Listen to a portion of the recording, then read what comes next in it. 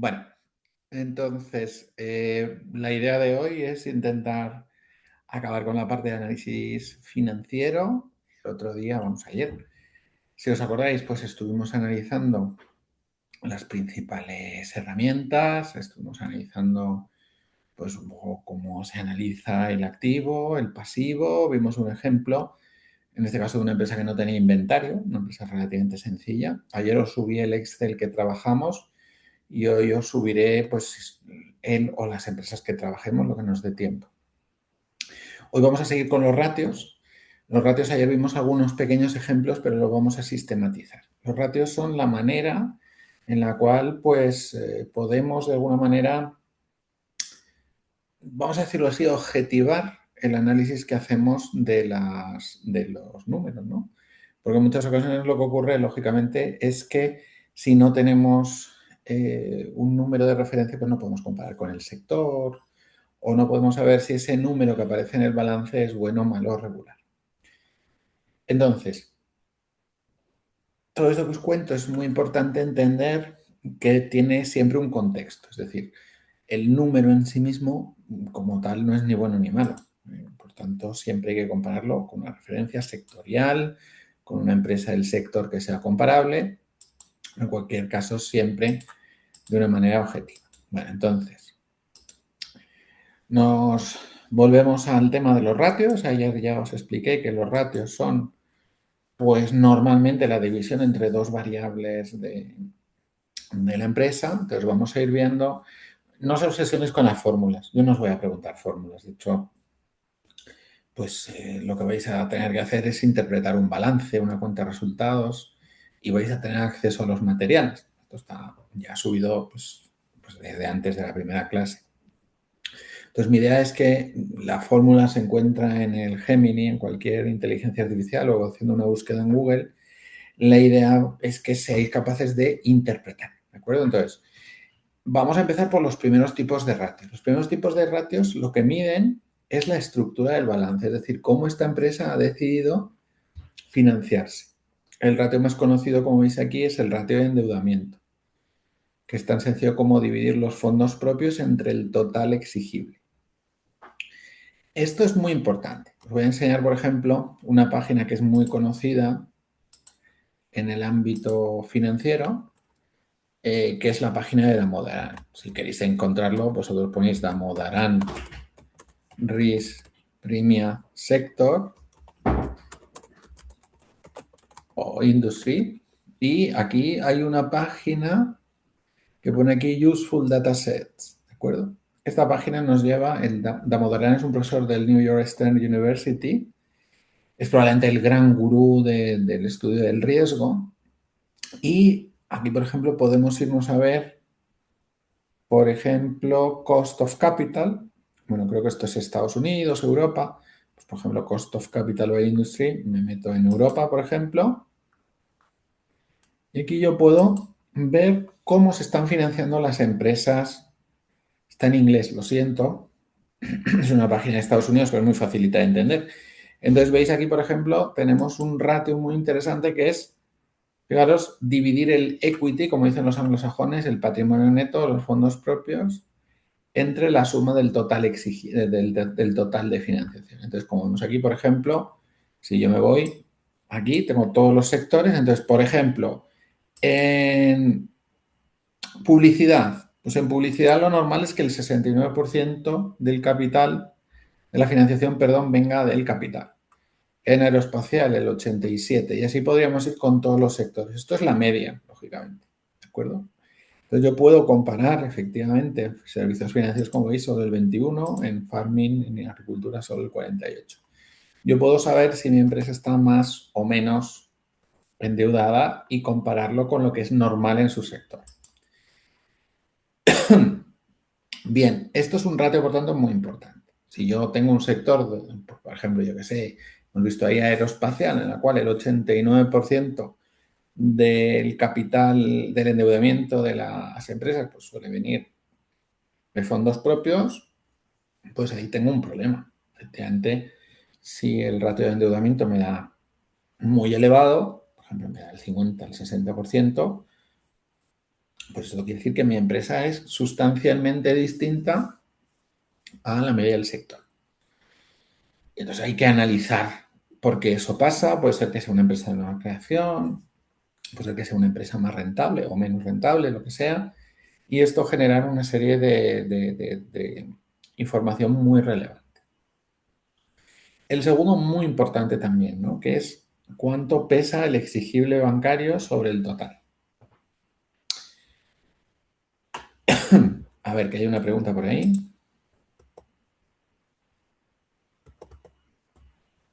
A ver. A ver, alguien preguntó, ¿nos puedes poner la página web en el chat? Sí, claro, perdonad. Es que cuando... A ver. Os lo pongo ahora mismo. A ver, aquí. ¿De acuerdo? Esta página, como veréis, os llevará a una... Ya habéis visto que he descargado un Excel, ¿no? Este Damodaran, como os he dicho, es probablemente el gran gurú de este tipo de estudios. Bien, entonces, una vez que hemos analizado esto, pues lo siguiente sería el exigible bancario. ¿Por qué analizar cuánto le debo a los bancos es tan importante?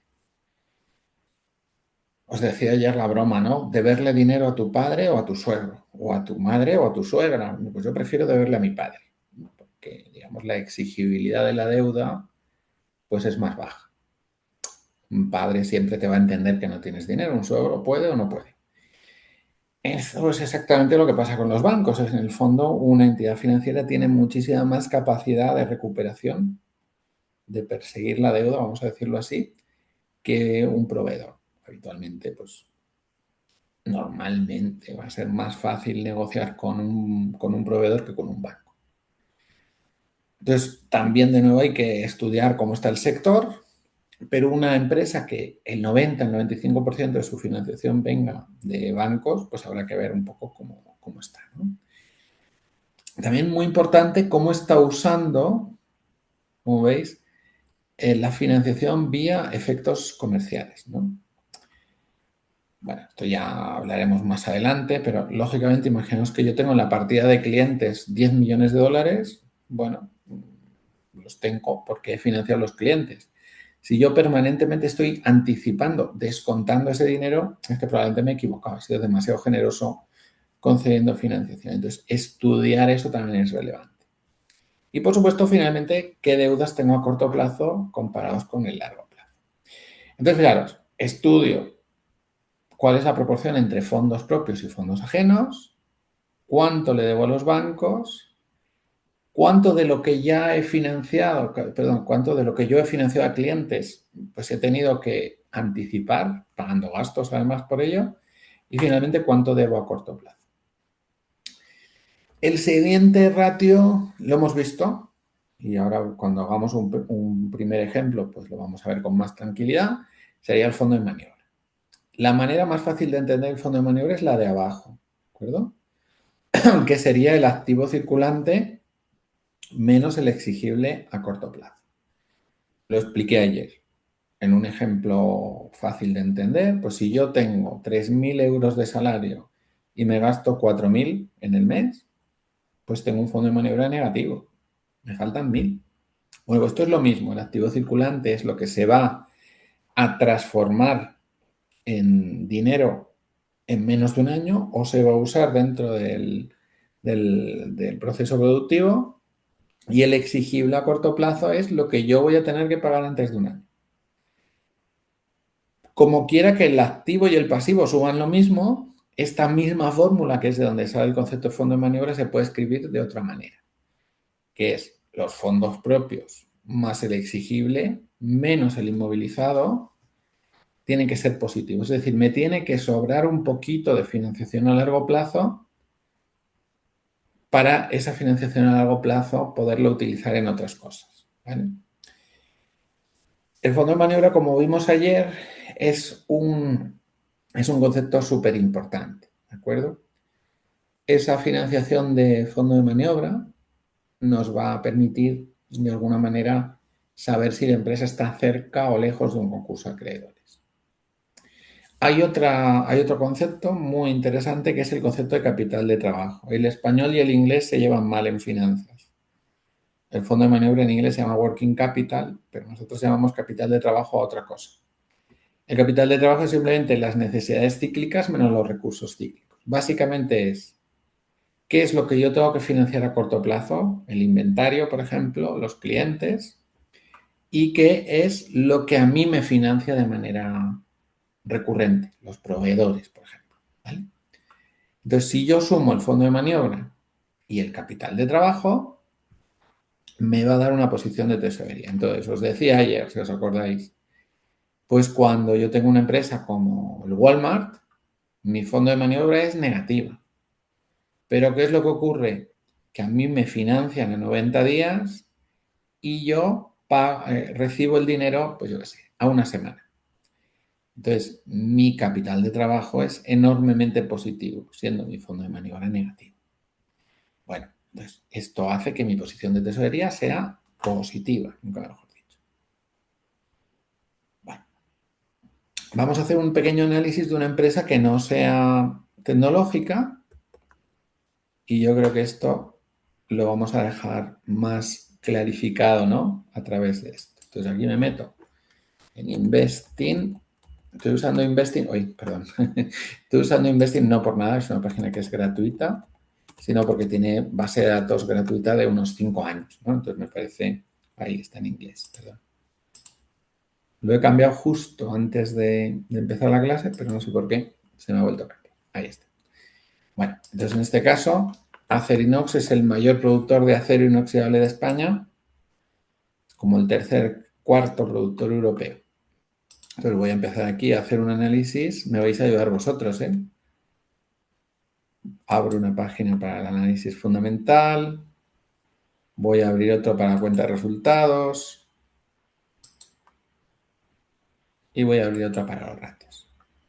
Siempre vamos a trabajar así, ¿de acuerdo? Vamos a trabajar por una parte con la cuenta de resultados y después con los otros estados financieros, el balance y los ratios. Bueno, ¿por dónde empezamos el análisis, chicos? Siempre. Por lo que tienes, ¿no? Por tus activos. Los El no activo, corrientes. sobre todo el fijo, el no corriente. Porque la inversión en activo no corriente indica que la empresa tiene confianza en el futuro. ¿De acuerdo? Entonces, normalmente se empieza por el activo no corriente. En el activo no corriente tenemos el inmovilizado material, ¿no? Planta, propiedad y equipo. Tenemos, como vemos aquí, el activo financiero. Y luego están los intangibles y algunas otras cosas. Entonces, empecemos por el análisis de el inmovilizado material, ¿vale? Aquí tenemos, empieza en el 21. Perfecto. Lo voy a llevar un Excel.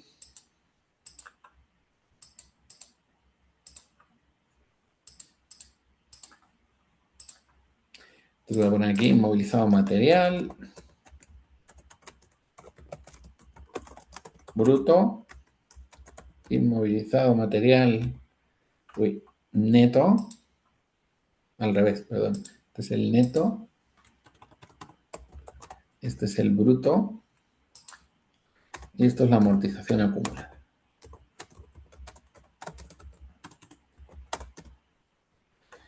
Entonces esto empieza en el 2021, 2022.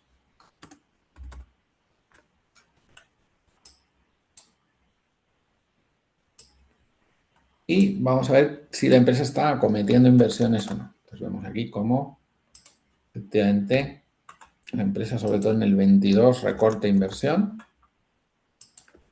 ¿Vale? Hacemos el dato del 22 menos el dato del 21 partido por el 21 y esto nos va a dar un porcentaje. F6 lo he hecho al revés, ¿veis? Que me hago mayor. Sería F6 menos E6, el del 22 menos el del 21 y nos da este porcentaje, ¿no? Que es una caída de la inversión neta del 9,21. Y como veis, pues esto vuelve a caer el año 23, sube fuerte en el año 24 y se mantiene con un pequeño incremento en el año 25. Luego veremos a ver si ha pasado algo en el año 24, perdón, que explique este crecimiento. Entonces, bueno, en principio, como vemos, la diferencia de inversión entre el año 21 y el año 25 en neto es de apenas 70 millones. No ha crecido mucho. La empresa no está, digamos, descontando un escenario de enorme incremento de la demanda, ¿no?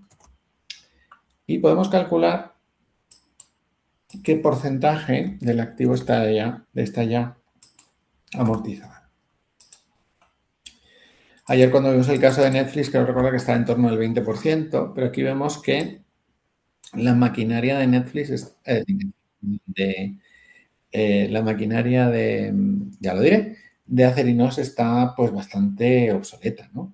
Vemos cómo, aunque ha hecho una buena inversión en los últimos años, pues sí que es cierto que, bueno, de alguna manera, que ha habido momentos en los cuales se ha superado largamente el 70 y pico por ciento de amortización acumulada. Es decir, aquí efectivamente puede llegar a haber un problema digamos, de una cierta obsolescencia del equipo.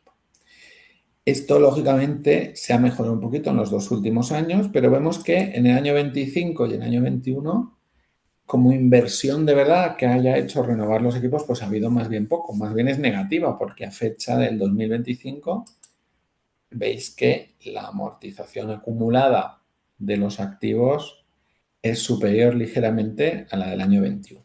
¿Sí? Efectivamente, no ha habido pues un incremento sustancial de la inversión.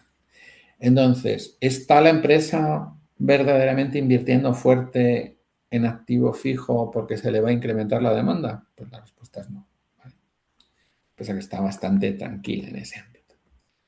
Seguimos para abajo. Inversiones a largo plazo. Estas las tenía Netflix a cero, ¿os acordáis? Sí, sí, sí. ¿Sí? Entonces, ¿qué dijimos ayer sobre esto? ¿Esto es bueno, malo o regular? Es una cifra muy... Pues, pues que depende, ¿no?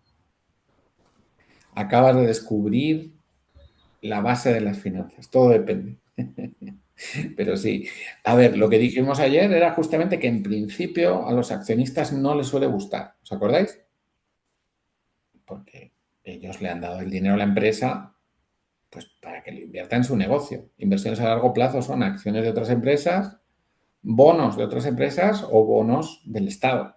Eso es lo que normalmente aparece en esta partida. Entonces, bueno, es una partida muy pequeña, son 670.000 millones. Antes estuvo más alta, en la época del COVID. Por tanto, no es una cifra tampoco muy relevante. Entonces, ¿qué hay que analizar para saber si esto es mucho o poco regular? Bueno, pues hay que analizar 2 o 3 cosas. La primera es si la empresa tiene deuda, si la empresa está pagando o no dividendo y cómo compara eso con la competencia. Entonces, en este caso, por ejemplo, la empresa tiene inversiones de 670.000, entonces vamos a irnos, por ejemplo, a la deuda. La deuda a largo plazo son 1.321 millones. Bueno, pues en principio, hombre, pues tener esta cantidad de dinero invertido, que sea un poquito, pues, hombre, no es lo más lógico financieramente del mundo, ¿no? Y la otra cosa que hay que mirar es si la empresa está pagando dividendo. Entonces me voy para abajo, aquí en los ratios, está la rentabilidad por dividendo, que veis que están pagando más que la competencia. Están pagando 4,15 versus un 3,46. Y hay algo muy interesante que vemos aquí, ¿no? Esta cifra que aparece en negativo. Entonces me voy a la cuenta de resultados y me voy al beneficio neto. ¿Sí? Aquí. Entonces, ¿qué está ocurriendo? Que efectivamente la empresa está manteniendo su pago a pesar de que estén pérdidas. ¿Vale? Entonces, esto pues también es importante recalcar. El accionista no se puede quejar mucho porque efectivamente la empresa pues está pagando más que la competencia y encima está manteniendo el pago cuando hay pérdidas. ¿De acuerdo? Entonces, bueno, pues en principio, digamos que no es lo más lógico que la empresa tenga inversiones financieras, pero también es cierto que tampoco es una cifra muy relevante. Y aquí bajamos. Vemos que nos aparece una partida de fondo de comercio. ¿Os acordáis lo que era esto de fondo de comercio?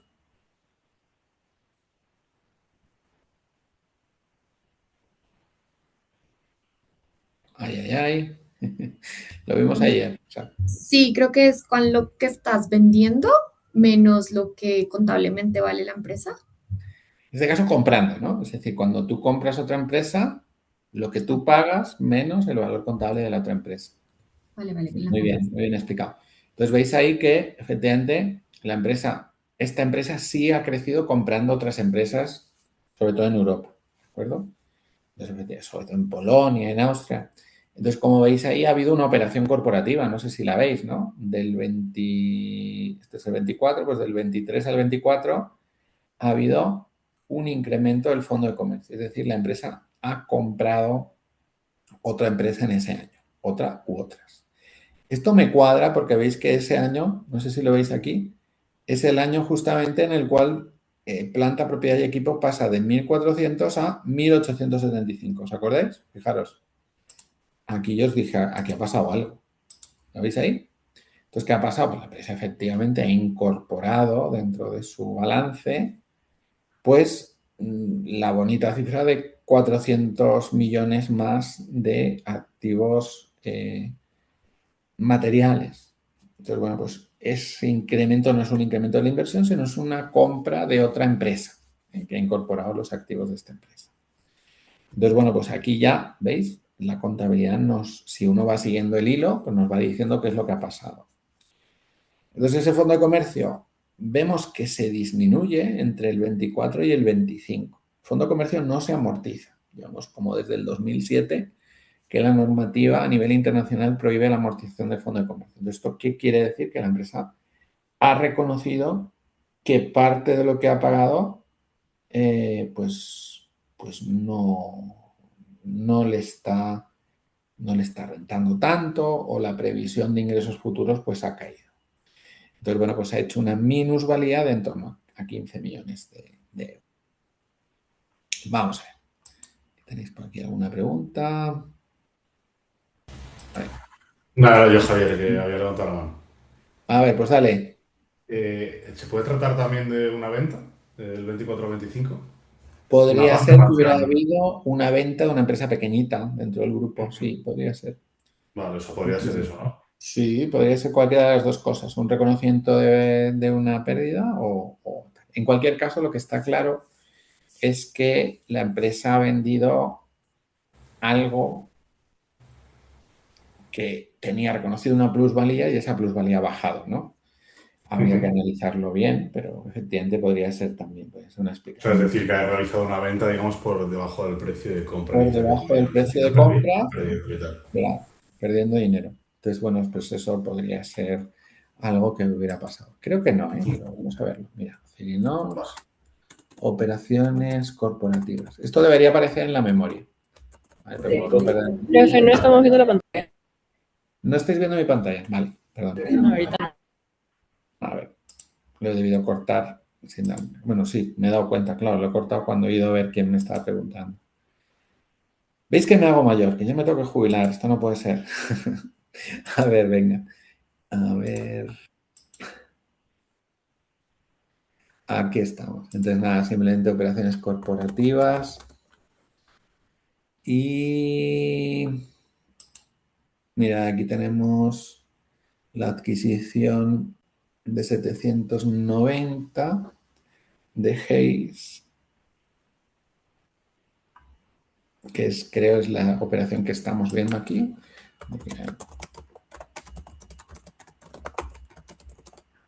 Una operación de Hayes.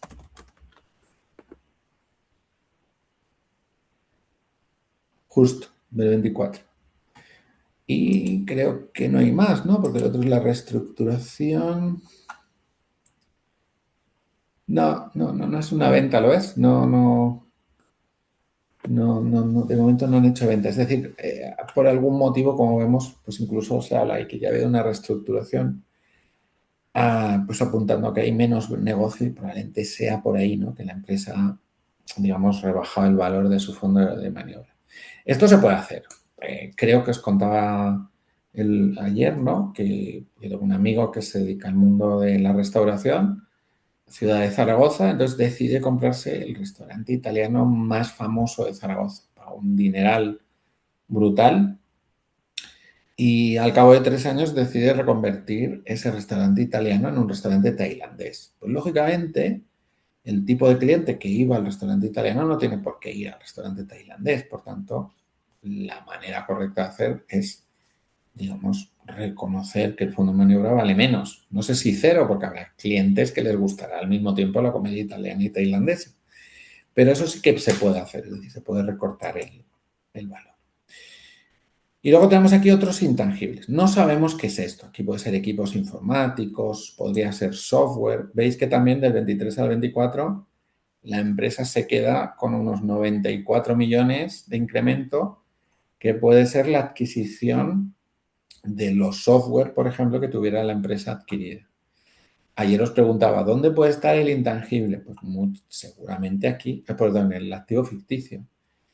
Imaginaos el caso, yo soy una empresa que me compro una empresa del sector y esa empresa pues tiene su software propio de gestión, tiene el SAP, por ejemplo, que lo ha personalizado a las necesidades de la empresa y cuando yo lo compro todo eso, en un par de años o 3, ¿me seguís? Pues los sistemas de gestión van a ser unificados. Por tanto, ese valor que yo he reconocido en el intangible, pues verdaderamente va a ir cayendo, ¿no?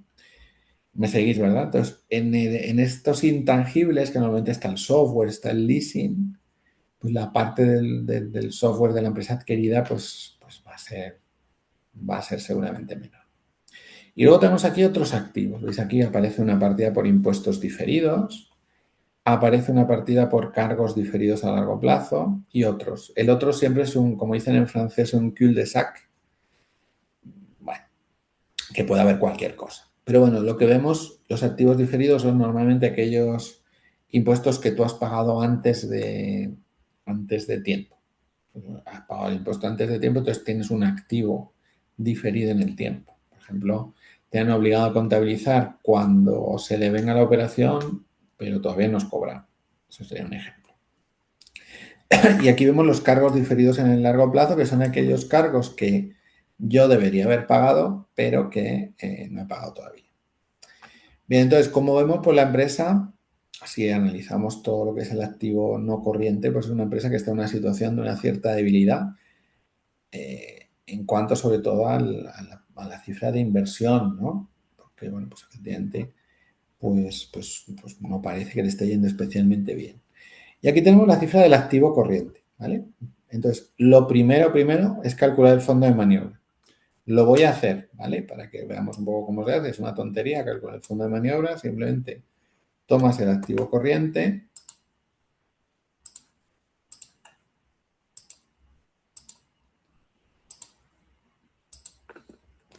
y le restas el pasivo corriente. Entonces vamos a buscar el pasivo corriente, que lo tenemos aquí.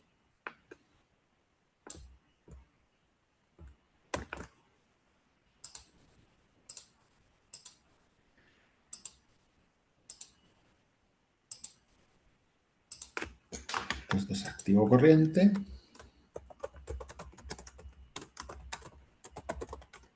versus pasivo corriente. La resta es el fondo de maniobra, ¿no? Y ahí vemos cómo efectivamente está estudiando una empresa que siempre ha tenido una política muy, muy prudente. Vemos que el fondo de maniobra 1900 y vemos cómo se ha mantenido siempre en cifras pues, bastante importantes, ¿no? Aunque se ha reducido el último año. ¿Por qué creéis que un sector como un productor de acero puede tener un fondo de maniobra o necesita tener un fondo de maniobra positivo? Hemos visto que el Walmart no. ¿Qué opináis?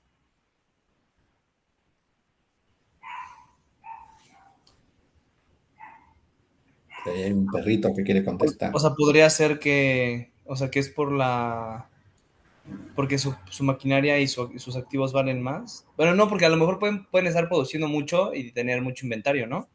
Claro, vas bien. Es decir, esto es una tipología de empresa muy complicada. Imagínate, Acerinox es el principal proveedor del Real Madrid para hacer el recubrimiento que han hecho de acero inoxidable. No sé si habéis visto en la tele. Yo soy Sí, cero sí. fútbol y sobre todo, si algo no soy, es del Madrid, ¿vale? Mi ciudad natal es Zaragoza y soy de ese equipo. Pero en cualquier caso, lo que ha hecho el Madrid ha sido recubrir su estadio, ¿no? De una segunda estructura de acero inoxidable. ¿Vosotros creéis que el Madrid le paga muy rápido a acero inox? Pues no, yo creo que bueno, creo que depende del país y las políticas, ¿no? Según yo, por ejemplo, China ya metió una política a 60 días netos. Mm, Generalmente los proveedores se gestionan a 120, depende el poder de negociación de los países.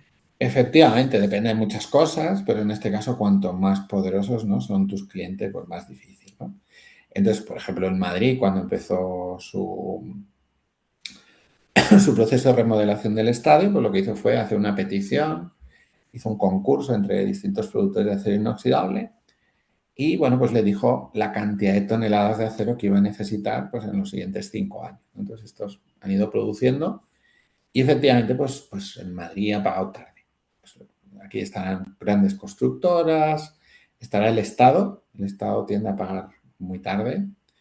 Fijaros que en Europa, en toda Europa, no es España, la normativa dice que hay que pagar a 30 a 60 días cuando eres empresa privada y eso puedes irte hasta 90 días cuando eres sector público. Tiene trampa, porque quiere decir desde el momento de la emisión de factura.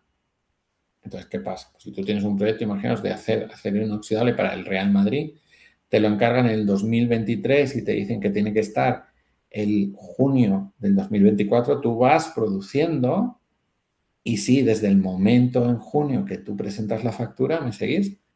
Pues en ese momento justo es cuando cuentan los 60 días. Porque claro, tú ya llevas un año produciendo. Por tanto, de alguna manera, pues en muchos casos, pues se produce, creo que hay alguien que me ha preguntado. Ah, bueno, no, perdonadme, me está saltando aquí avisos del colegio de mis hijos, perdonadme. Entonces, bueno, pues lo dicho, justamente creo que se ha ido la compartición de pantalla, perdonad. Como os estaba explicando, pues efectivamente, en este caso, la necesidad de un fondo de maniobra viene tanto de la necesidad de financiar un inventario que va a ser normalmente muy caro de financiar y también de la necesidad de gestionar a clientes que no son especialmente débiles, ¿no? Entonces, tiene mucho poder de negociación. Bueno, me digo dónde no es. Estoy yo bueno. Bueno, entonces, una vez que hemos entendido pues que el fondo de maniobra es una necesidad, en este caso, bastante evidente para esta tipología de empresas, ya nos meteríamos a hacer un análisis. Aquí vemos, fijaros, cuando analizamos el efectivo sin necesidad de usar ratios, ¿qué es lo que vemos? Pues que vemos que el efectivo ha caído pues 300 y pico millones, ¿no? Y nuestra empresa está camino a la perdición. Bueno, vamos a ver, vamos a comparar esta cifra, como hice yo ayer, ¿os acordáis? Con el coste de ventas. Eso nos va a permitir calcular en porcentaje cuánto es y qué días de costes podría pagar la empresa. A ver, que he puesto ahí 2Ds, he hecho de todo. A ver, que lo dejo para que luego lo veáis bien. Entonces, el efectivo que tiene la empresa lo vamos a encontrar aquí, justamente esta partida, que efectivamente ha caído mucho el último año. El coste de ventas, pues lo tenemos que sacar de la cuenta de resultados, ¿de acuerdo? Me voy a la cuenta de resultados. Y en la cuenta de resultados, aquí tenemos coste de los ingresos. Es una traducción un poco extraña, pero bueno, coste de ventas, ¿no? Se suele llamar. Coste del revenue, también en inglés. Pero bueno, da igual. Y aquí pues podemos poner en relación ambas partidas. Entonces, el coste de ventas, os recordáis de ayer, sería lo que yo tengo que invertir al menos en materia prima para mantener la empresa funcionando. Calculamos aquí el tanto por ciento y simplemente multiplicando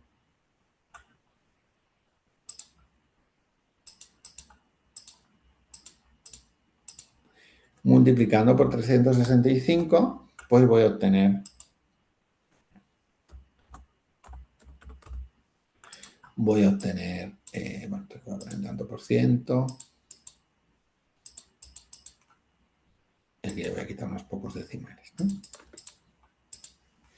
Bueno, entonces ahí tenemos que la empresa ahora mismo está moviéndose en el entorno de los 92 días. Es decir, ha empeorado el ratio, empeorado. Pero hay que entender, y os lo dije ayer, que lo normal es que este ratio se mueve entre 60 y 90. Es decir, tú tienes en caja el dinero suficiente para pagar el coste de ventas de eso, de 60 o 90 días. Fijaros que ha habido un momento en el tiempo, el 21, 22, 23, en el año 23, que has llegado a tener 144, que es una bestialidad. Quiere decir que prácticamente puedes pagar, pues de los 144 días del año, el 40%. Es decir, puedes pagar el 40% del año con el dinero que tienes ya hoy en caja. Entonces, bueno, una medida prudente, pues son 2-3 meses, 60, 90 días. Bien, entonces la empresa, digamos que está peor que hace unos años, pero también es cierto que está incluso un poquito por encima de lo que es el estándar del mercado. Volvemos al balance. Y entonces aquí vemos una partida pequeña, bueno, pequeña, son 2,5 millones de euros, ya no los he visto puntos nunca, pero bueno, en cualquier caso, esos 2,5 millones de euros son inversiones a corto plazo. ¿Os acordáis que os conté que esto normalmente tiene que ver pues, con el hecho de que la empresa no quiere tener dinero inmovilizado, ¿no? Y por eso, pues, de alguna manera, pues lo invierte de manera temporal, un repo, un depósito, lo que sea. Y después tendríamos aquí, que estaríamos hablando de los créditos totales. Aquí lo importante son los créditos con los clientes. Podemos incorporar otros créditos si queréis, pero lo importante son estos, que son las cuentas por cobrar. Entonces, en este caso yo puedo... Estos son de los clientes a los cuales yo ya le he podido...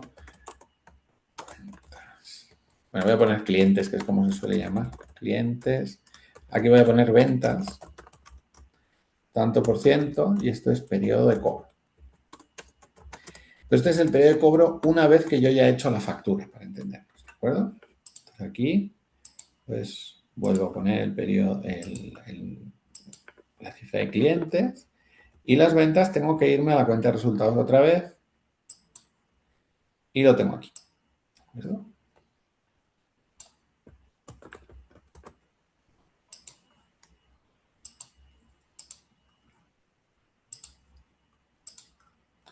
Bueno, si copio estos números, pues me va a dar ya totalmente lo que yo estoy buscando. Pues aquí veis cómo efectivamente, pues la empresa, una vez que hace la factura, no tarda mucho en cobrar. En este caso sería 30-60. Está en el rango bajo, una empresa que gestiona bien sus cobros. Una vez que ha hecho la factura, de media, en 30 días ha recibido el dinero. Vemos que este es el segundo mejor dato de la empresa de los últimos 5. Ha habido ahí un año en 2022 que efectivamente se cobró antes, pero en general este es un dato favorable. Había un compañero que ha mencionado el tema de los inventarios. Bueno, aquí están los inventarios, ¿de acuerdo? La empresa tiene un problema serio con los inventarios, como vamos a ver ahora. Fijaros, esto es lo que he producido, pero todavía no he vendido.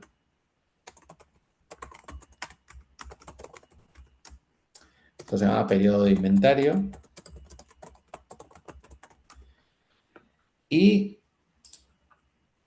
voy a poner ya todo con respecto a las ventas para poder calcular, para que sean números comparables, ¿de acuerdo? Y aquí me aparece un número que es muy relevante. Vemos que la empresa, una vez que acaba la producción, esa producción pasa 105 días sin venderse y una vez que se vende y se emite la factura, se tarda 30 días en cobrar. Entonces, ¿cuáles son las necesidades de financiación?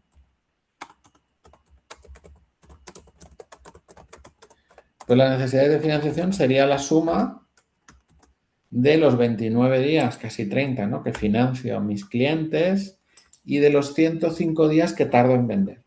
¿Esto lo veis todos? Sí, sí. Genial. Entonces, esto es un número muy importante. Por esto quiere decir que efectivamente vamos ahora, en un ratito, vamos a ver cuánto me financian los proveedores. Y si los proveedores no alcanzan a financiarme eso, pues lógicamente voy a tener que pedir prestado a corto plazo, porque estamos hablando, ¿no?, ahora mismo del corto plazo. La inmensa mayoría de las empresas que fracasan en el ámbito de la gestión de cobros y pagos normalmente fracasan porque el inventario se les va muy arriba o porque conceden demasiadas facilidades de pago a sus clientes. ¿De acuerdo? Entonces, sea como sea, en este caso estamos hablando de 135 días, que es muchísimo, es un 30 y pico por ciento del año, ¿no? Si sumamos el 29 y el 8%, es un 37%. Esto querría decir que si la empresa dejase de producir hoy, pues tardaría más o menos unos 4 meses y un poquito, es decir, podría estar prácticamente hasta octubre, casi hasta noviembre, sin producir.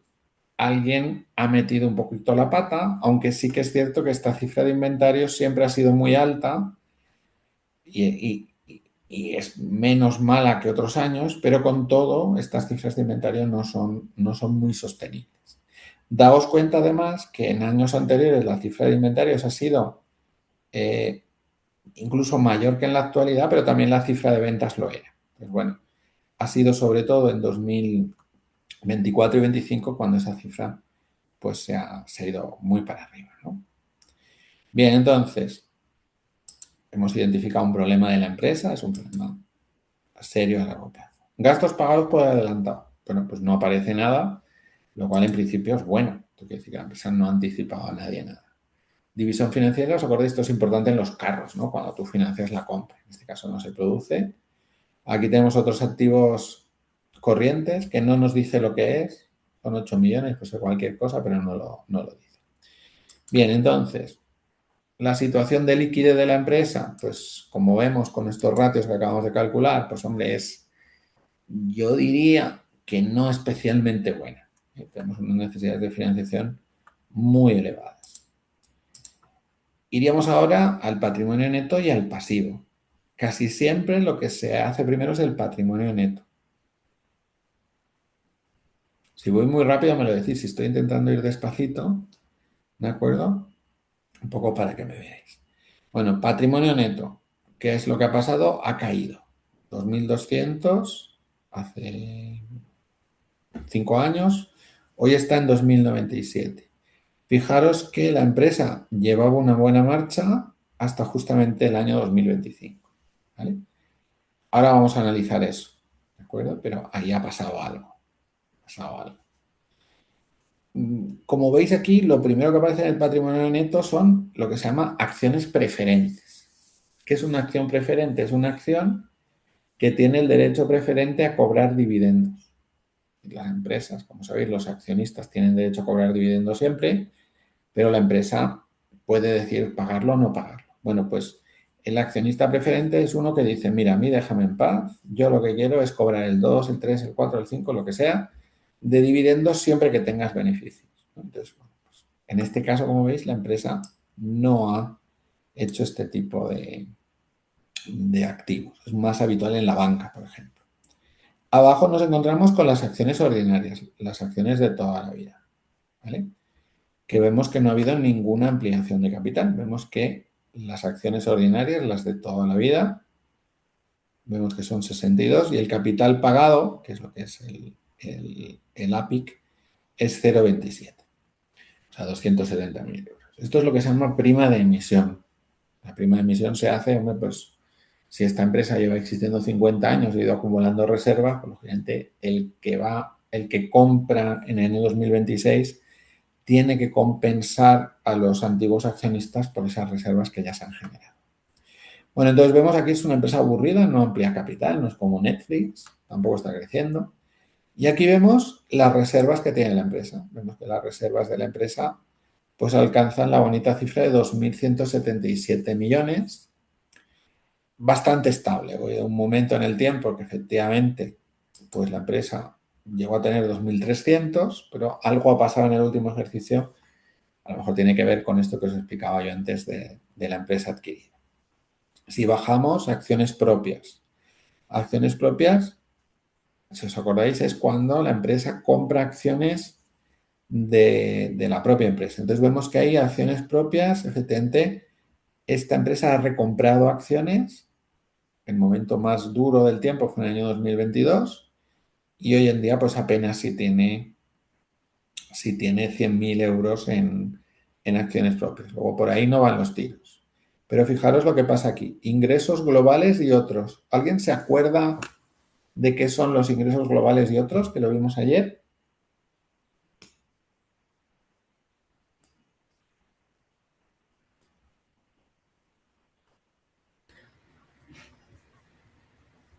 Confío en vosotros. ¿Se acuerda alguien? Si no, lo explico otra vez, ¿eh? Los Los ingresos... ingresos. A ver, dale. ¿No?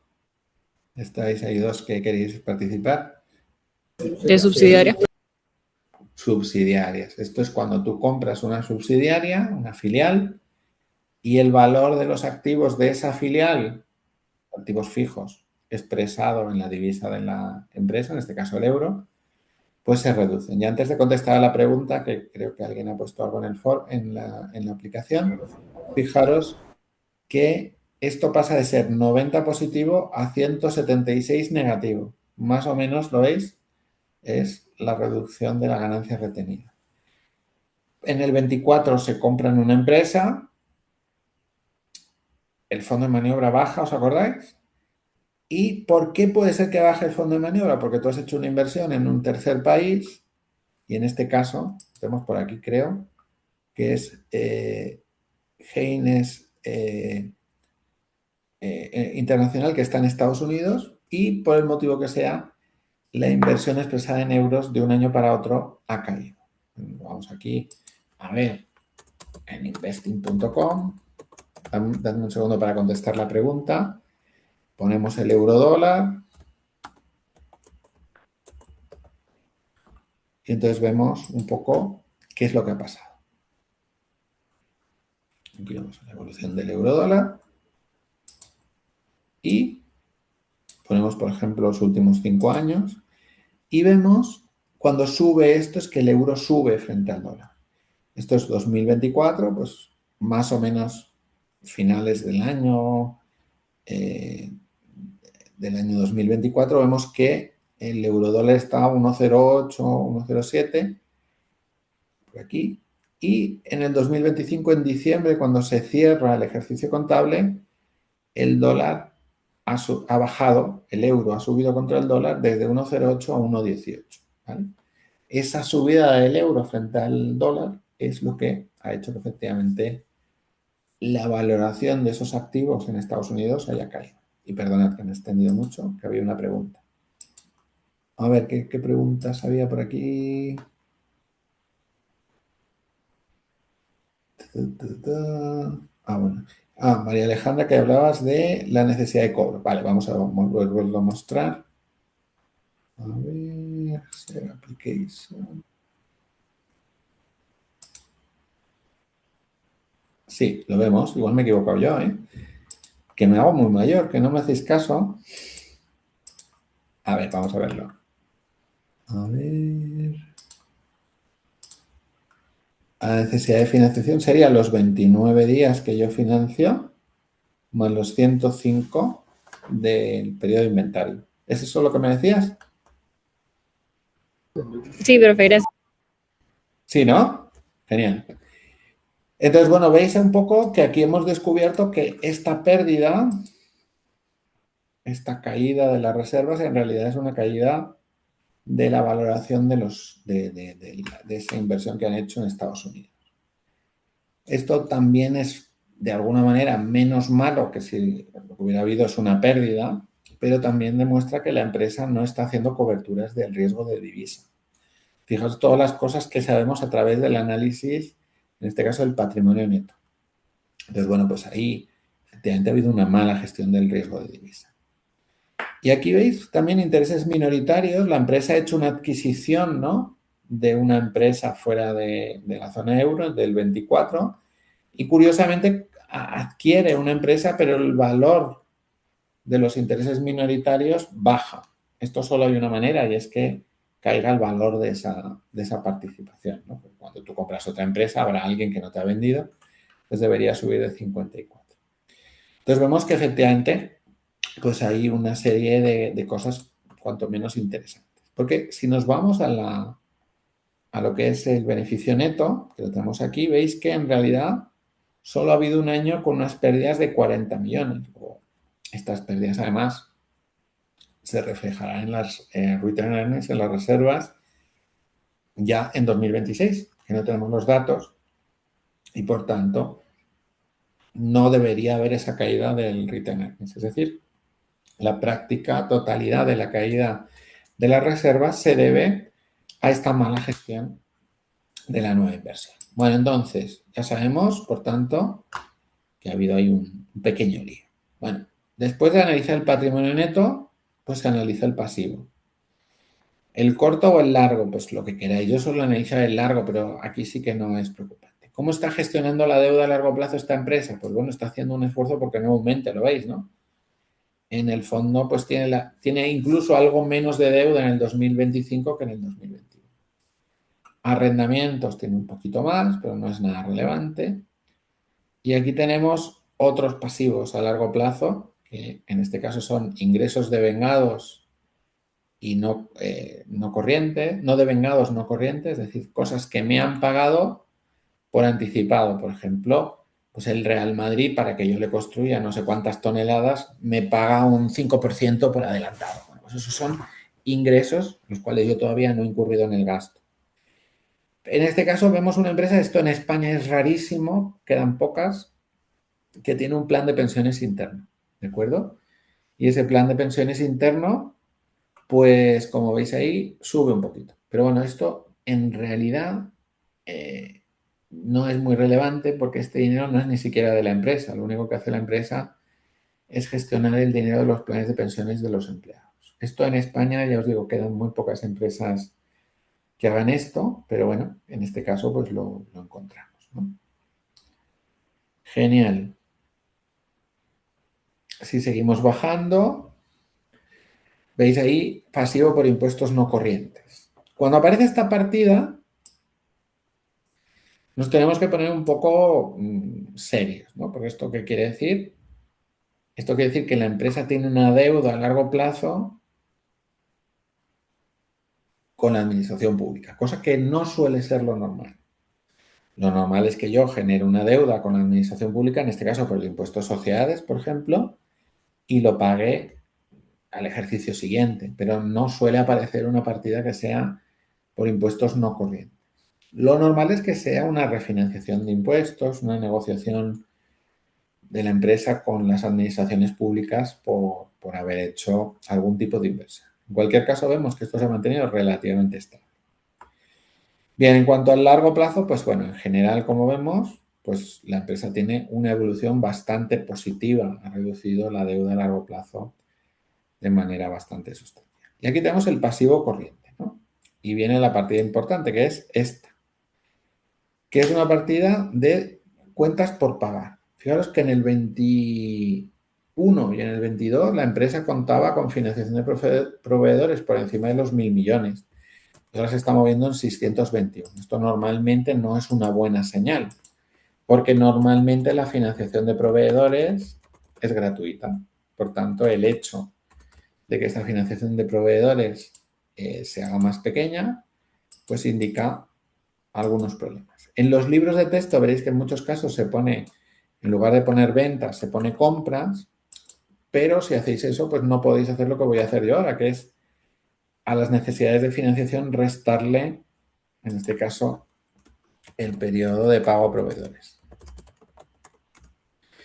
En este caso, fijaros, de los 135 días, las necesidades operativas de financiación es lo que yo necesito financiar, que son 135 menos lo que me financian los proveedores. Aquí hay un problema muy serio Esta empresa tiene menos financiación de proveedores, lo que casi siempre viene motivado, pues porque la empresa, por el motivo que sea, pues no le dan tanta financiación. Entonces, fijaros, ¿cuánto me tienen a mí que financiar sobre las ventas esta empresa? Pues necesita 96 días. Entonces, si lo ponemos en euros, serían 96,45 días dividido por 365 y multiplicado por la cifra de ventas del último periodo que la tenemos aquí. En este caso, la empresa necesita 1.528 millones de euros, que los tiene, ¿eh? Si nos vamos aquí a la deuda a corto plazo, pues de sus proveedores obtiene 620 y tantos, gastos de vengados pero no pagados 106, y luego veis la deuda a largo plazo que toca pagar este año son 824, y bueno, es más que lo que necesita. Pero sí que es cierto que la empresa va un poquito ajustada, ¿verdad? Bueno, dentro de todo esto que vemos aquí, impuestos corrientes, vemos que la empresa pues, tiene 21 millones de impuestos corrientes y otros pasivos corrientes que seguramente será el reconocimiento de los pagos del leasing. Bueno, habéis visto un poco el análisis de esta empresa, nos dice que es una empresa que efectivamente no va a quebrar mañana, tiene un fondo de maniobra bastante positivo, pero su situación financiera se ha ido deteriorando, ¿no? Ha ido poco a poco recortando ese atractivo que tenía y, bueno, pues el último año ha entrado en pérdidas. ¿Alguna duda? Ahora vamos a pasar a la cuenta de resultados y a los ratios, pero sobre esto que hemos analizado, ¿alguna duda? ¿No? Yo tengo una, profe. No, en el tema de que o sea, la empresa tenía deudas con el Estado, algo así fue lo que Sí, entendí. mira, te lo enseño otra vez. Sí. Ajá, ¿por qué no es tan... O sea, significa que a lo mejor... O sea, ¿qué nos puede indicar eso? Casi siempre es que la empresa no ha podido pagar sus impuestos. Entonces ha negociado con el Estado un diferimiento del pago. A ver, la deuda esta de aquí, por ejemplo, impuestos corrientes, esto es lo normal. Esto es pues el IVA, el impuesto sociales. Lo que no es normal es... A ver, ¿dónde estás? Pasivos por impuestos no corrientes. Es decir, aquí tienes algo que el Estado te deja pagarlo en vez de en un año, en 3, por ejemplo. Entonces, normalmente esto tiene casi siempre que ver con la incapacidad de la empresa de pagar los impuestos. Normalmente. O con alguna multa. O con alguna multa. Incluso puede tener que ver con el pago de las cuotas de la seguridad social o muchas cosas. Pero normalmente cuando aparece esta partida en no corriente, hay que ponerse un poco serio. En el caso de Acerinox, hay varias cosas ahí que han pasado en los últimos años con la empresa. La empresa tiene efectivamente alguna multa también, como bien decía la compañera, por temas ecológicos, pero sobre todo la empresa tiene una cierta dificultad en obtener liquidez, ¿eh? Fijaros que estamos hablando de que, fijaros, en la cuenta de resultados, déjame que os lo enseñe. A ver dónde lo tengo. Aquí. En la cuenta de resultados, en la parte de abajo, una vez que tú analizas todo esto, pues efectivamente la empresa ha pasado de ganar 571 millones a perder 40 millones. Entonces, sumando todo eso, las necesidades de inversión y además el hecho, fijaros que la maquinaria está bastante vieja, pues la empresa tiene varios problemas encima de la mesa, ¿no?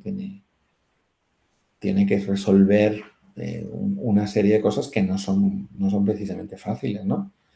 Y seguramente no le ha dado el cash flow para pagar en tiempo y forma a sus impuestos, ¿no? ¿De acuerdo? Profe, yo tengo una consulta. ¿De dónde salían esos 1.528 millones de euros? Los Eso justo lo que está. 1.528.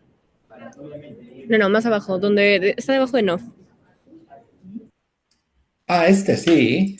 Vale. Las necesidades operativas de financiación son 96 días. Hasta ahí hemos llegado todos, ¿no? ¿Cómo yo Sí. llego a saber qué financiación necesita esta empresa? Es muy sencillo.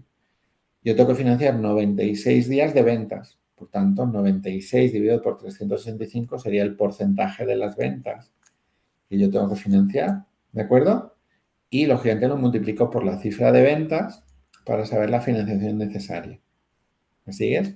Lo que hacemos es que calculamos el tanto por ciento de las ventas que precisan de financiación. ¿Sí?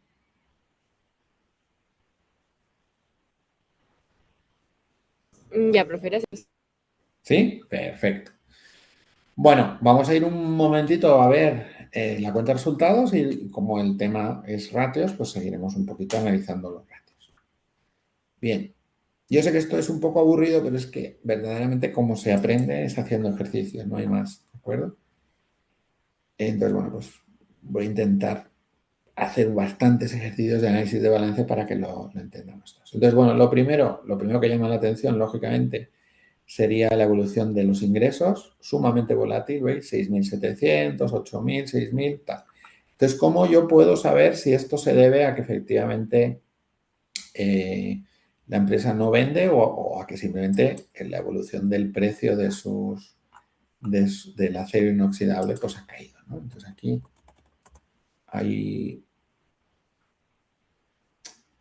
hay bastante, a ver dónde lo tengo. A ver, voy a poner aquí commodity. Mira, aquí está. Steel Futures. Esto cotiza sobre todo en la India. Entonces vemos aquí la evolución del precio de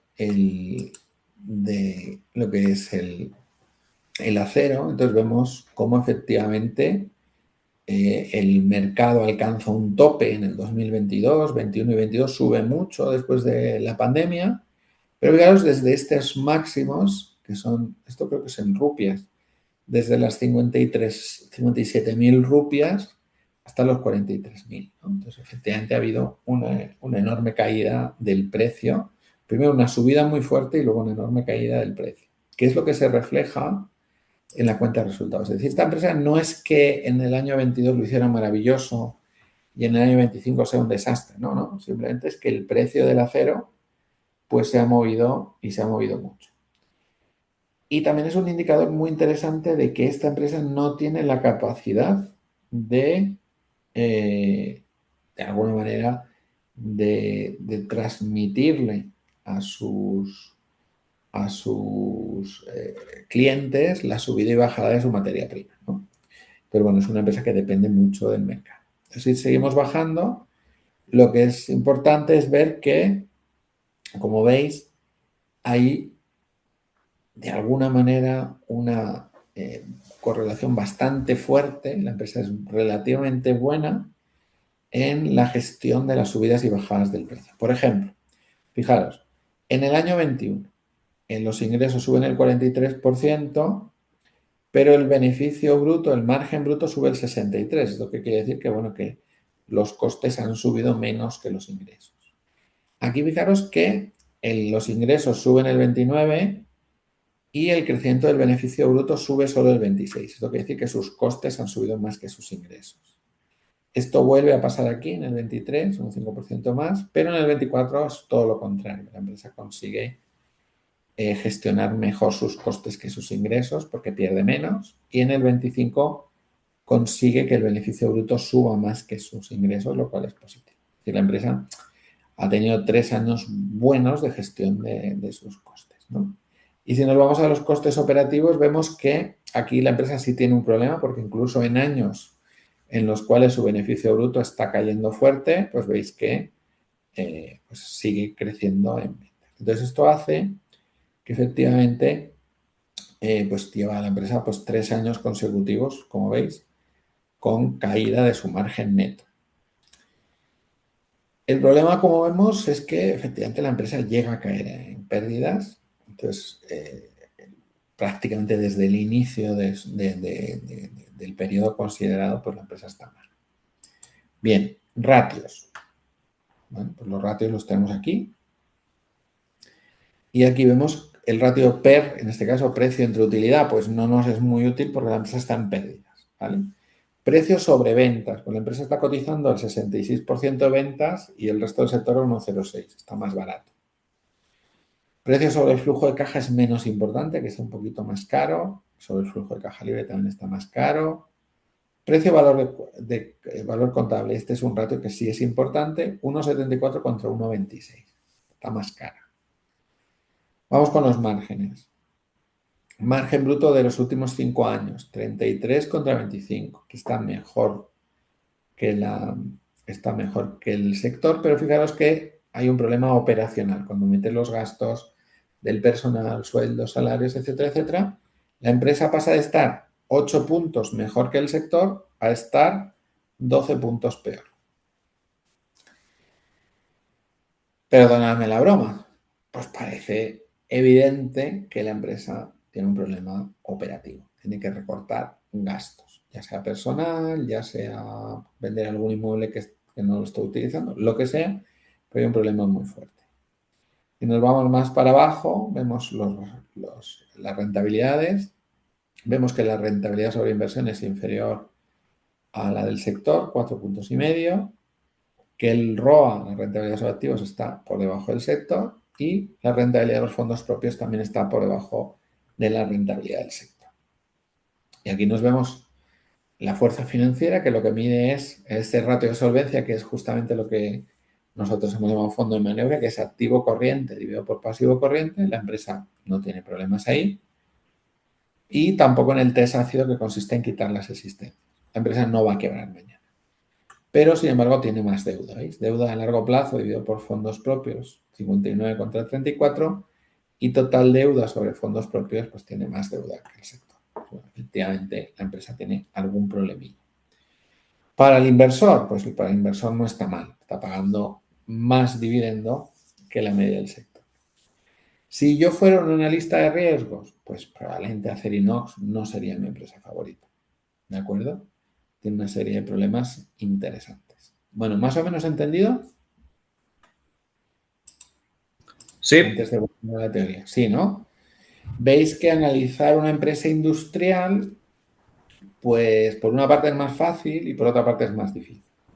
Nos introduce inventarios, normalmente estas empresas tienen menos intangible, por tanto es más difícil que las empresas industriales tengan activo ficticio. No es imposible, ¿eh? Todo es posible. Hemos visto antes que, bueno, vete tú a saber lo que está contabilizado en el activo inmaterial de esta empresa. Bueno, volvemos un poquito a la teoría.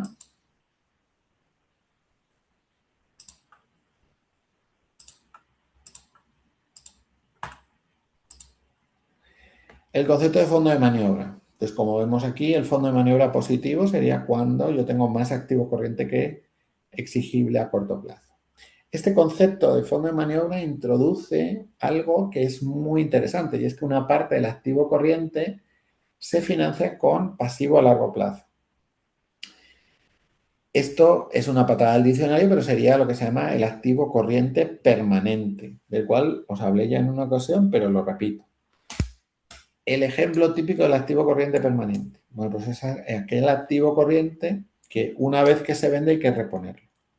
Yo qué sé, Mercadona funciona con 3 días de stock permanente en sus tiendas. Pues esos 3 días de stock permanente en sus tiendas es activo corriente, pero al mismo tiempo es activo permanente. Yo suelo ponerlo el ejemplo con una empresa, ¿no?, de venta, un concesionario de venta de coches de lujo. Tiene 10 coches de lujo, cada uno de 200.000 euros. Pues eso es activo corriente para la empresa. Un coche, pues, si lo puede vender antes de un año, pues por supuesto lo va a hacer. Pero cada vez que vende un coche, pues tiene que reponerlo. Estas empresas viven más tranquilas, lógicamente, y pueden, de alguna manera, gestionar mejor sus pasivos. El problema se plantea cuando el activo corriente es inferior al exigible a largo plazo. Esto genera un fondo de maniobra negativo y esto, lógicamente, solamente tiene una solución. Bueno, tiene dos. Una mala, que sería la suspensión de pagos, y otra más razonable, que sería la reestructuración de la deuda. Es decir, intentar que ese exigible a corto plazo se transforme en exigible a largo plazo. En banca esto lo llamamos método rugby. Te llega un cliente que tiene un préstamo 3 años y no lo puede pagar. ¿Qué haces? Pues lo pasas de 3 a 10. De tal manera que intentas que el cliente pues, pueda funcionar. El concepto de capital de trabajo, que vimos antes, pues es un concepto muy importante. Y tiene que ver con otro concepto del cual vamos a ir hablando en las próximas clases, que se llama morir de éxito. Y ahora me diréis, Javier ya se ha vuelto loco. Conocíamos lo de morir de amor y todo eso, pero lo de morir de éxito, ¿qué es? Bueno, pues cuando uno crece, cuando una empresa está en plena expansión, ¿qué le va a pasar? Pues que le van a aparecer necesidades cíclicas. Si yo estoy creciendo mucho, lo normal es que tenga que tener más existencias para satisfacer la demanda y lo normal es que mi cifra de clientes aumente. Por tanto, cada vez que mi empresa vende más, me va a aparecer estas partidas de manera creciente. Casi siempre los organismos públicos pues me van a generar necesidades cíclicas, no siempre. Y en muchos casos el realizable no financiero, por ejemplo, todo lo que es temas que tengo, por ejemplo, en la utillería que tengo en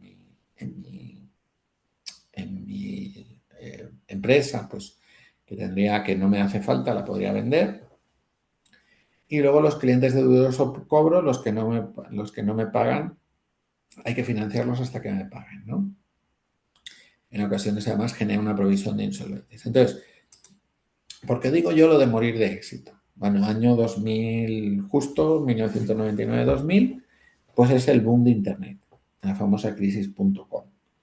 ¿Qué ocurría con las empresas en esa época? Pues que las empresas crecían al 20, al 30, al 40, al 50, al 60, interanual sin ningún problema. Antes de que llegase Amazon, el líder en ventas de libros en el mundo era una empresa llamada Ball, que ha pasado mejor vida hace muchos años. Y esta empresa, ¿qué problema tuvo? Una empresa americana. Yo en aquel momento estaba escribiendo mi tesis doctoral, yo la presenté en el 97.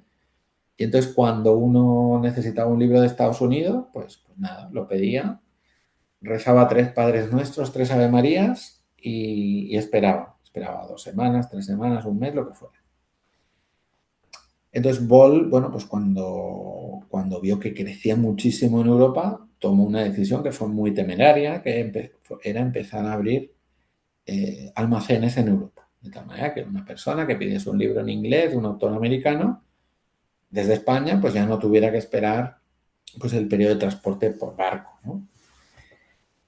¿Qué problema hay en eso? Pues el problema es que efectivamente cuando todo va bien, pues yo voy a ir vendiendo mis existencias de manera muy rápido. Cuando el mercado se ralentiza, que es lo que pasó, pues esas ventas se ralentizan también y por tanto aparecen problemas muy serios de cómo financiar todo esto que efectivamente pues es una necesidad creciente. Entonces estas empresas, muchas de ellas no murieron porque no fueran rentables, sino murieron por el elevadísimo nivel de exigencia que tenía de alguna manera pues su situación de inversiones, sobre todo en existencias, ¿no?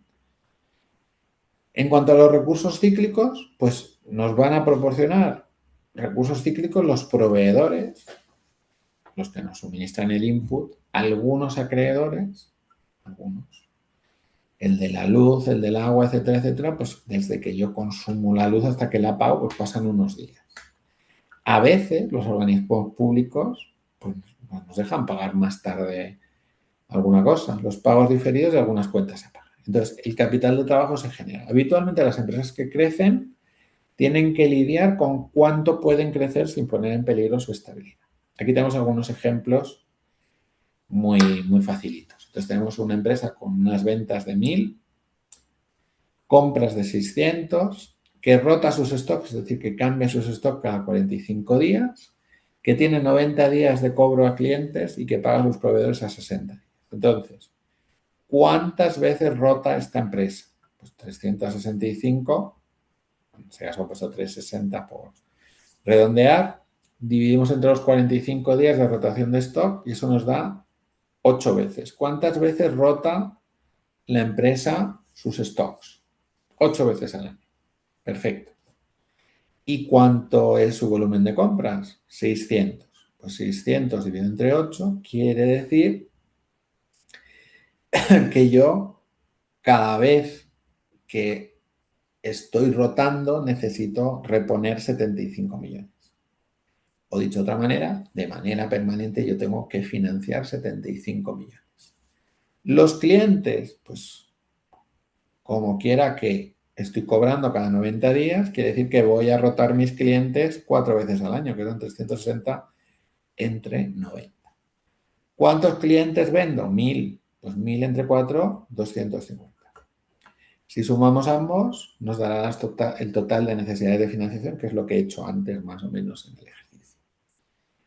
Y aquí tendríamos los proveedores. En este caso, si os acordáis, se pagaba a los proveedores a 60 días, por tanto, la rotación de proveedores era 6 veces al año. Como compro 600 en compras, pues eso me genera 100 de financiación gratis de proveedores. En este caso, veis, 325 menos 100 me da una cifra en bruto de 229. ¿De acuerdo? Entonces, todo esto, pues efectivamente, son ratios que me permiten, de alguna manera, pues entender muy bien cómo funciona pues, la situación de solvencia de una empresa. Bien, entonces, dadme un segundito, que me están aquí llamando mis hijos, no va a ser que esté ocurriendo algo. Un momentito, ¿eh? Dadme un segundito. Vale, un segundo.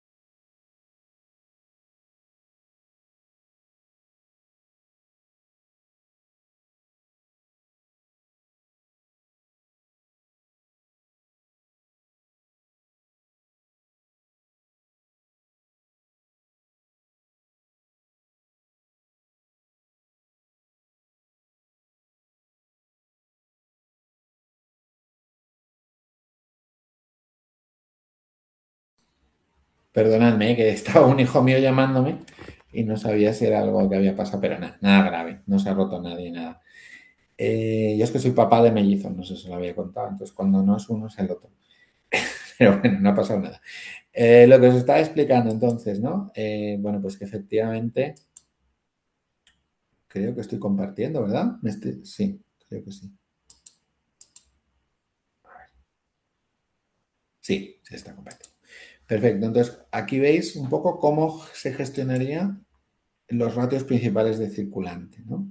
Bueno, pues el primer gran ratio de circulante sería qué activo circulante tengo y qué exigible a corto plazo tengo. Es lo mismo que activo corriente o circulante partido por pasivo circulante. Todo el rato es lo mismo. Este ratio de liquidez, cuando es menor de 1, pues es el ratio, digamos, es el que nos tiene que inducir un poco a ser muy precavidos, ¿no?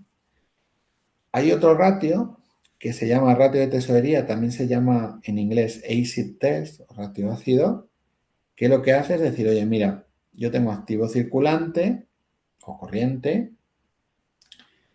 y hay una parte de ese activo corriente que todavía no he vendido ni lo he usado todavía en, bueno, pues en la producción de nada, que son las existencias o el inventario. Entonces, como esas existencias puede ser que las venda o puede ser que no las venda, le voy a quitar las existencias al activo circulante. Y bueno, pues eso me da el ratio de tesorería. Y luego veis aquí el ratio de cobertura bancaria, que es cuánto de lo que yo debo se lo debo a los bancos. ¿De acuerdo? En el ejemplo que hemos visto, si queréis, ya que nos ponemos, los ratios están aquí calculados. Veis aquí aparece el test ácido, que es lo que también se llama ratio de tesorería. Entonces, una vez que quitamos las existencias, nos podría pagar el 81% de su deuda a corto plazo con el activo corriente que tiene. Y la competencia del sector, el 60%, es decir, tiene más liquidez que la empresa. Y el ratio de solvencia, que es deuda entre capital, pues también es mejor que el de la competencia. En cuanto a la deuda bancaria, habría que hacer algún cálculo más, nos iríamos al balance. Entonces, en el balance diríamos, vamos a ver, vamos al pasivo, ¿cuánto de esto es préstamo bancario? Pues en principio nada, ¿vale? Solamente la parte que vence, ¿no?, de la deuda a largo plazo, que son 842 millones. Y si me voy al a la deuda a largo plazo, sí que tenemos una deuda bancaria de 1.321 millones. ¿Lo veis? Entonces, sumando 836 y 1.321 nos da más o menos 2.150 millones, que lo tendríamos que dividir entre 3.500. ¿Vale? Pues más o menos un tercio. Es una estructura de financiación razonablemente buena, quiere decir que una tercera parte de lo que debes se lo debes a los bancos. Cuando eso supera el 50-60%, problemas, ¿de acuerdo? Porque, lógicamente, como hemos explicado antes, pues la deuda bancaria es una de las más exigibles. Bien, las rotaciones, como os he explicado, justamente vienen de multiplicar por 365 o bien las existencias y el consumo, o bien el plazo medio de cobro, el plazo medio de pago. En el caso, por ejemplo, de Acerinox, que lo tenemos aquí, los ratios, yo no os voy a pedir que los calculéis, simplemente que los sepáis interpretar. Aquí tenemos la rotación. Rotación de activos. ¿Cuántas veces al año rota sus activos la empresa? 0,93. Es malo, cuanto más se rota, mejor. Rotación de inventarios. Aquí está el gran problema de la empresa. ¿Lo veis? 1,91 contra 3,77. Tiene un problema la empresa. ¿De ahí hay un problema bastante serio. Y la rotación de cuentas a cobrar, también hay un problema serio, porque estamos en 9,22 contra 15 veces que rota la competencia. Es decir, el problema de Acerinox es un problema de rotación. No están consiguiendo equilibrar el ritmo de compra y de venta que el que tiene la competencia. Bueno, ¿cómo se consigue la rentabilidad? Este gráfico siempre yo lo pongo. Esto es lo que se llama el análisis Dupont. Y para entenderlo muy rápido es desglosar cómo la empresa puede llegar a tener una cierta rentabilidad. Bueno, empecemos fácil, ¿no? Empecemos por la parte más evidente. Bueno, pues lo que podría hacer es calcular cuál es el margen. Pues si yo estoy vendiendo Louis Vuitton, Moët Chandon, pues yo qué sé, pues mi margen es 200%. Me cuesta 1 producir y lo vendo por 4, por 3 en este caso. Pues eso sería el margen. Es decir, hay empresas que efectivamente su beneficio lo obtienen gracias a márgenes muy elevados.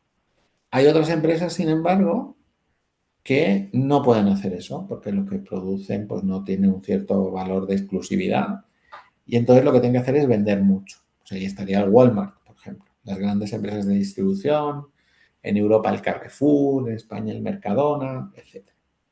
En Estados Unidos la más conocida que es Walmart. Entonces yo puedo obtener mi beneficio por el margen, lo puedo obtener por la rotación, vendiendo mucho. Tercera manera, lo puedo hacer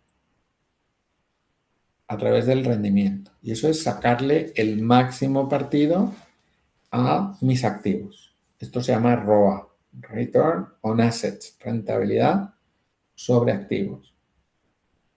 Por ejemplo, tener la misma cifra de ventas con unos activos muy inferiores, por ejemplo, a los de la competencia. Es decir, utilizar mejor mis activos que la competencia.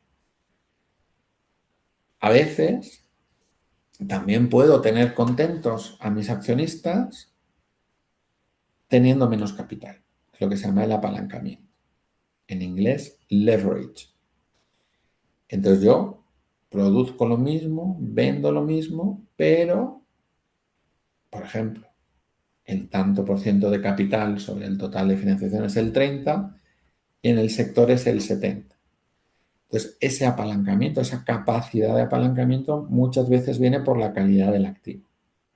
Si yo tengo activos muy buenos, pues los bancos van a financiarme mucho más fácil que si yo tengo activos regulares. ¿Cómo sobrevivió la gran distribución a las crisis. Pues en España el Corte Inglés, en Francia las Galeries Lafayette y tantas otras grandes empresas, digamos, del mundo de la alta distribución, pues, con activos en el centro de las ciudades, en muchos casos en propiedad. Bueno, pues nada, si yo me voy al banco y tengo un edificio en el centro del quartier, del barrio,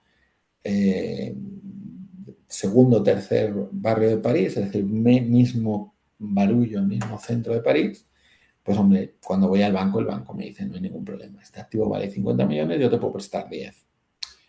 Entonces, fijaros, ¿cómo consigo el beneficio? Bueno, pues, ¿cómo consigo darle satisfacción a mi accionista? Pues, vendiendo muy caro, vendiendo mucho, aprovechando muy bien el activo o apalancando. El aprovechar muy bien el activo, ¿qué quiere decir? Imagínense el caso de EAE. Pues EAE tiene 2 o 3 edificios, EAE Madrid tiene 2 o 3 edificios en propiedad, por tanto tienen que estar llenos a todas horas en cualquier momento, ¿no? Eso es lo que se llama el ROA. Vale. A ver que hay aquí alguien que me está preguntando. Aquí. A ver, pregunta, ¿dónde estaba la pregunta? Hoy la clase es de 2 horas, ¿no? Sí. ¿O me he equivocado yo? No, según yo sí. Son 2, ¿no? Según yo sí, profe. Sí, pero lo comprobamos, no pasa nada. Estaba diciendo En el horario dice que es de 1 hora y media, pero no sé. Vamos a ver, no te preocupes. Bueno, me he equivocado yo, no te agobies. Lo vamos a ver ahora mismo. A ver. Bueno, tengo que entrar otra vez, perdón. A ver. Vamos a ver. Es que esto de que unas clases son de 1 hora y media, otras de 1 y otras de 2 horas, pues yo personalmente me vuelvo un poco loco. A ver. Yo lo tengo que es de 2, ¿lo veis? De 19 a 21.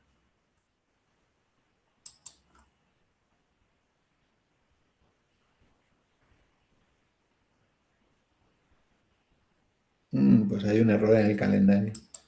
A ver. Mañana es 23 y mañana. Y mañana de 2. Yo tengo todas de 2. Mira. A ver. Esta es de 2. Hoy es. Ah, sí, tienes tu razón. Hoy es día 23. Vale, perfecto. No pasa nada. Dejadme que acabe de explicar esto y nos vamos. Perdonad, ¿eh? Pues me he equivocado yo. Entonces, en este caso. Mañana es de 2, sí. Entonces, lo que. Pues nada, perdonadme. Acabo, ¿eh? Entonces, simplemente lo que quería explicaros es que efectivamente esta capacidad, digamos, de gestionar el activo es algo muy importante en las empresas, ¿de acuerdo? Esto es lo que se llama el ROE y la relación entre beneficio y capital es lo que llamamos ROA. Y acabo con esto y nos vamos. Entonces, ¿cuándo yo me tengo que endeudar? Pues aquí tenemos las 4 condiciones, ¿no? Primero, cuando los tipos son bajos, cuando el coste de la deuda es bajo. Cuando la empresa rota mucho su activo, cuando tiene poco activo o cuando tiene un margen muy elevado. Entonces, en esas 4 situaciones, retomaremos mañana desde aquí, pues efectivamente es cuando la empresa debería endeudarse y endeudarse de manera recurrente. Y perfecto. Entonces, perdonadme que me he equivocado yo hoy. Entonces, mañana clase de 2 horas. ¿De acuerdo? No sé si tenéis dudas antes de dejarlo. No, profe, gracias. Muchísimas gracias. Mañana nos vemos. Hasta luego. Ay, Hasta sí, se me Francis, luego. olvidó.